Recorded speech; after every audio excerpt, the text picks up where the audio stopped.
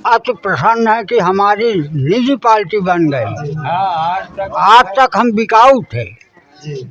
इसका मतलब है आज तक अभी तक जो है आप पैसा लेकर के वोट देते हैं। अरे पैसे नहीं बिकाऊ, इसका मतलब ये है कि कोई मतलब की वोट नहीं। मतलब कमाई कहने का मतलब हम करते थे, मलाई कोई दूसरा खाता।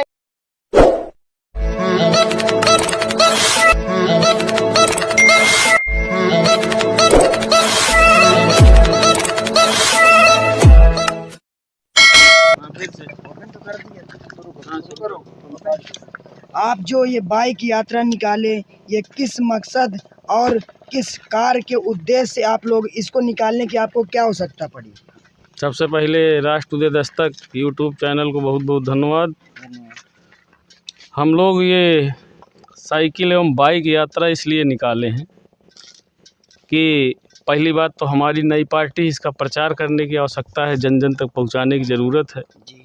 और 2018 में राष्ट्र उदय पार्टी का गठन हुआ। आज राष्ट्र उदय पार्टी के पास फतेहपुर जनपद में 27,000 पदाधिकारी, वो सब पदाधिकारी ही हर क्षेत्र में मिल रहे हैं राष्ट्र उदय पार्टी के। जिस क्षेत्र में हम लोग यात्रा कर रहे हैं, थरियाओं से शुरुआत किए थे और आज तीसरा दिन है।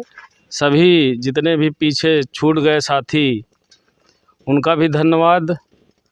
और इस यात्रा का निकालने का मकसद, हमारा जो बैनर बना हुआ है उसमें इस रोड का मुद्दा हमने लिया है और ज्ञापन भी दिए हैं। ये जो गिट्टी पिट्टी पड़ रही, आज से नहीं, 16 मार्च से यात्रा निकली थी, रथ यात्रा, तब भी इस रोड से होकर के गुजरी थी। राष्ट्रीय अध्यक्ष जी भी हमारे थे, तभी हमारे राष्ट्रीय अध्यक्ष जी के द्वारा ज्ञापन दिया गया था। सर ये बताइए, आप इस साइकिल यात्रा को लेकर के कौन कौन से मुद्दे उठाए हैं और कौन कौन से मुद्दे को लेकर जो है यात्रा शुरू की थी? साइकिल यात्रा का पहला मुद्दा था जो 33% आरक्षण सदन में पास किया गया और ओबीसी का नहीं दिया गया आरक्षण ओबीसी महिलाओं को। तो राष्ट्र उदय पार्टी मांग करती है कि ओबीसी महिलाओं का भी हिस्सा 33% में सुरक्षित किया जाए।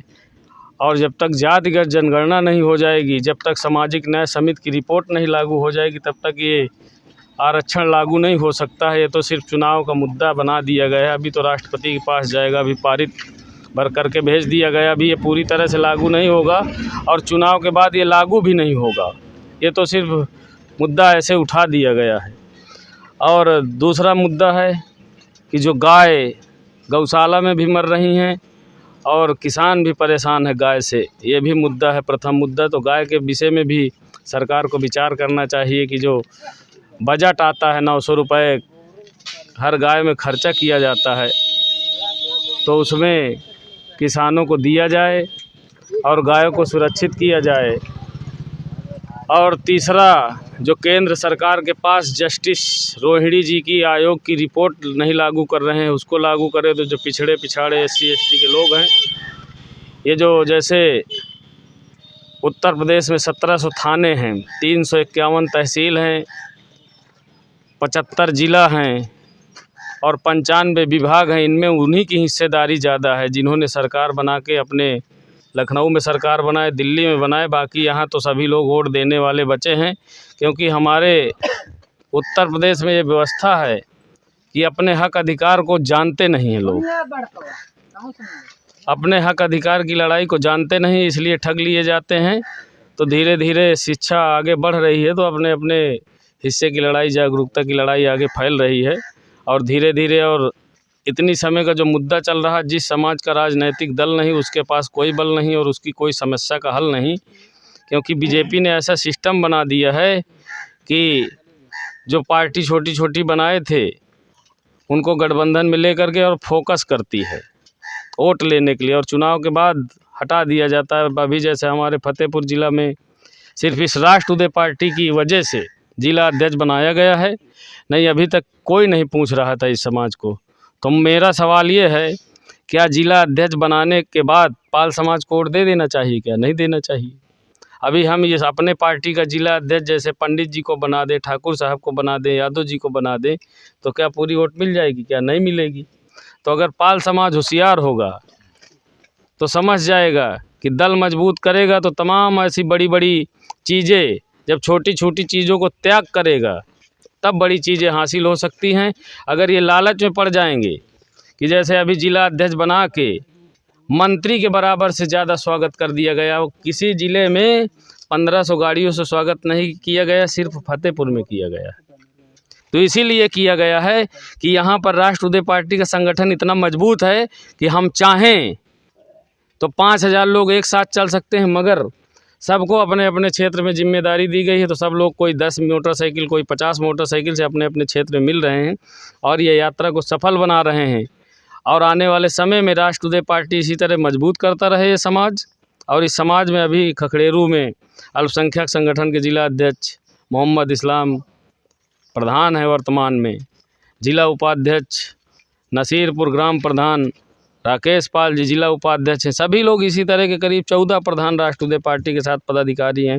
अपने पार्टी में वकील भी हैं, मास्टर भी हैं, डॉक्टर भी हैं। हमारे प्रदेश अध्यक्ष जी हाई कोर्ट के वकील खुद हैं। तो इसलिए, और हमारे राष्ट्रीय अध्यक्ष जी 2022 में गठबंधन भी किए थे, मगर गठबंधन सही से नहीं चला, समाजवादी पार्टी ने नहीं सही से चलाया। इसलिए सरकार आज उत्तर प्रदेश में दोबारा बीजेपी की लौट कर आ गई। और लौट कर आने का ये नतीजा, और ये रोड जो पड़ी हुई है, थोड़ा कैमरा से दिखाइए आप इधर, 18 साल में, अब इधर दिखाइए, इधर 18 साल में एक लड़का जवान हो जाता है, मगर किसी भी नेताओं को इस रोड के विषय में सबको मोतियाबिंद आते हैं, निकल जाते हैं। सब नेताओं को, चाहे यहाँ के सांसद जी हों, चाहे विधायक जी हों, सबको मोतियाबिंद है। इस रोड में किसी को कुछ नहीं दिखाई दे रहा। जैसे इस रोड में कोई जनता रहती ही नहीं है, कोई गांव के लोग रहते ही नहीं कि एम्बुलेंस की ज़रूरत अगर पड़ जाए तो आधा घंटे में सरकार चैलेंज करती कि हम आधा घंटा में एम्बुलेंस की व्यवस्था कर सकते हैं। मगर इसमें अगर कोई मरीज़ को ले जाया जाए तो पहुंचाया नहीं जा सकता, उसको न लाया जा सकता है, न और अस्पताल पहुंचाया जा सकता है। तो इसलिए सरकार को, अंधी बहरी लंगड़ी लूली सरकार जितनी भी रही, सब निकम्मी रही। अभी तक किसी को इस रोड के बारे में नहीं। 127 रोड फतेहपुर ज़िला की सबसे बेकार रोड ये है।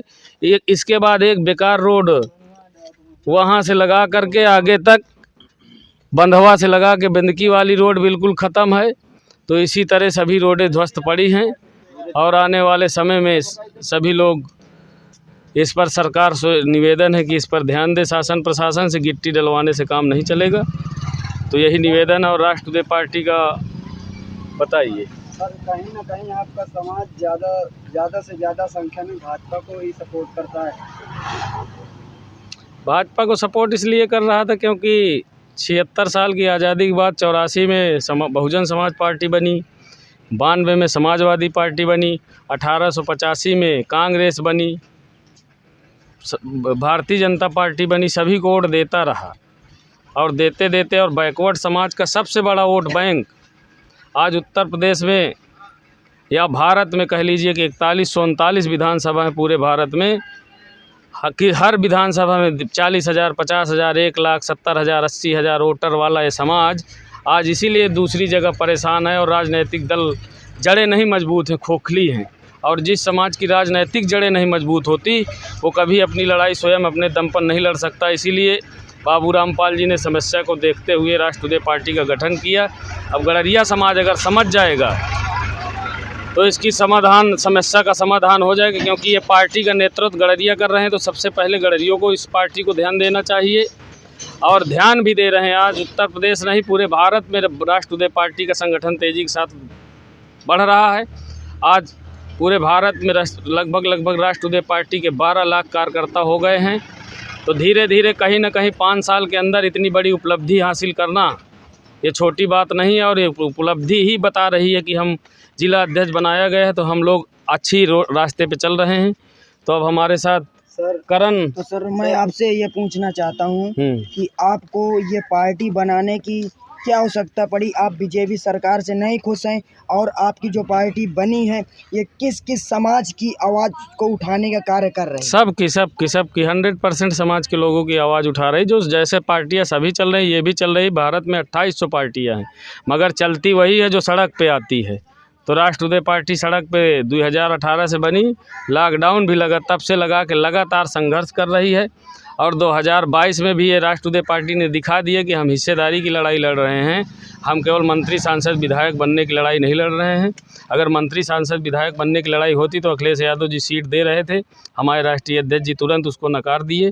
तो इसलिए ये हक और हिस्से और अधिकार की, जैसे 1700 थाने हैं उत्तर प्रदेश में, अगर यादव का बेटा दरोगा हो सकता है तो प्रजापति का भी बेटा दरोगा हो सकता है, पाल का भी हो सकता है, निषाद का भी हो सकता है, कोरी का भी हो सकता है, रैदास का भी हो सकता है। सबकी हिस्सेदारी होना चाहिए। तो सर मैं आपसे पूछना चाहता हूँ कि सर जैसे जो भी शोषित और वंचित समाज के लोग हैं उनको हमारी आपकी सरकार हक और अधिकार दिलाएगी?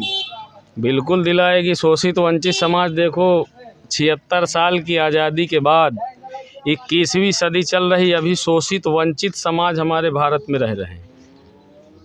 तो इसलिए ज़रूरत है कि समाज, सभी समाज के लोग जाग जाएं, नहीं तो नेता इसी तरह छलते रहेंगे और कल्याण नहीं हो पाएगा। सर मैं आपसे एक सवाल और करना चाहूँगा, जैसा कि आपके ऊपर कैसे ये समाज भरोसा करेगा, क्योंकि ये समाज की पार्टी तो राजा रामपाल ने भी बनाया था। लोग समाज के लोग जो है धोखा खाए हैं, तो आपके साथ कैसे विश्वास करेगा? अरे अभी यही बात तो मैं बता रहा था कि बाबू रामपाल जी अगर राजा रामपाल के जैसा करना चाहते 2022 में कर लेते। उन्होंने सीट में लात मार दिया, तभी तो आज समाज विश्वास कर रहा है, तभी तो हम लोग मेहनत कर रहे हैं। नहीं क्यों मेहनत करते? क्यों राष्ट्रवादी पार्टी आज MP में कितना मजबूत हो गई, उत्तर प्रदेश में कितना मजबूत हो गई, बंगाल, बिहार। अभी कल हमारे साथ रथ यात्रा में, यही यात्रा में जब साइकिल यात्रा शुरू किए थे हम लोग हुसैनगंज विधानसभा से, तो बिहार तक से लोग आए थे। तो ऐसा नहीं है, मजबूती के साथ पाल समाज भी जुड़ रहा है और सभी समाज के लोग जुड़ रहे हैं। चलिए सर, बहुत बहुत धन्यवाद। हमारे राष्ट्रीय उदय दस्तक चैनल में आपने अपनी बात रखी, इसके लिए आपका बहुत बहुत धन्यवाद। आज तो प्रसन्न है कि हमारी निजी पार्टी बन गई। आज तक हम बिकाऊ थे।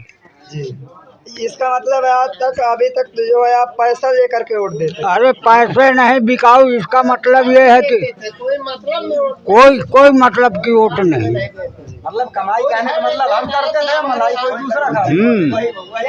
तो अब की बार जो है बाबू रामपाल जी के लिए अब जो है 2 अक्टूबर को वहाँ पे स्थापना दिवस है, तो उस पर आप क्या कहना चाहेंगे बाबू? अरे उस पर हमको हार्दिक बधाई देते हैं हम। कहीं न कहीं 29 अक्टूबर को बाबू रामपाल जी का कहीं न कहीं बाबू रामपाल जी का 29 अक्टूबर को जो है यहाँ पे आगमन है फतेहपुर में। तो आप सभी समाज के साथियों से निवेदन करना चाहूँगा कि जिस प्रकार से आपके फतेहपुर में जो है अभी भाजपा द्वारा न्यू जिलाध्यक्ष जो है घोषित किया गया है, नए जिलाध्यक्ष बनाए गए हैं। मुखलाल पाल जी का स्वागत करने के लिए यहाँ से जनता भागी थी। उसी प्रकार 29 तारीख को बाबू रामपाल जी फतेहपुर में आ रहे हैं, तो उनके स्वागत के लिए मुखलाल पाल जी से दुगना भीड़ होनी चाहिए। तो इस पर क्या विचार है? अरे मैं अपना स्वयं का ट्रैक्टर लेके जाऊंगा फ्री। हाँ, हम लेके चलबे भाई, यही इनके बाल अब चलबे वही। हाँ, और यह पार्टी के अलावा दूसरी पार्टी का वोट न देबे। अब अबे तक रहे बिकाऊ, माला जाके पिछोड़ा रहे कोनो पार्टी के, हम आदमी थोड़ो रहे। तो भाजपा तो आपको 5 किलो राशन देती है। अरे वह कुछ हमका नहीं दी, अबे नहीं आए, हम आ जाओ है, कागज नहीं बनाया है। हमारे गाँव का प्रधान ऐसा है कि आज तक हमारे को पता ही नहीं देता है। अच्छा। अरे हम कौनो न्यूज में सरकार से कोई लाभ नहीं ले रहे। अच्छा। तो बाबू रामपाल जी को आपके बाद पूर्ण बहुमत से उनकी सरकार बना? पूर्ण बहुमत। धन्यवाद।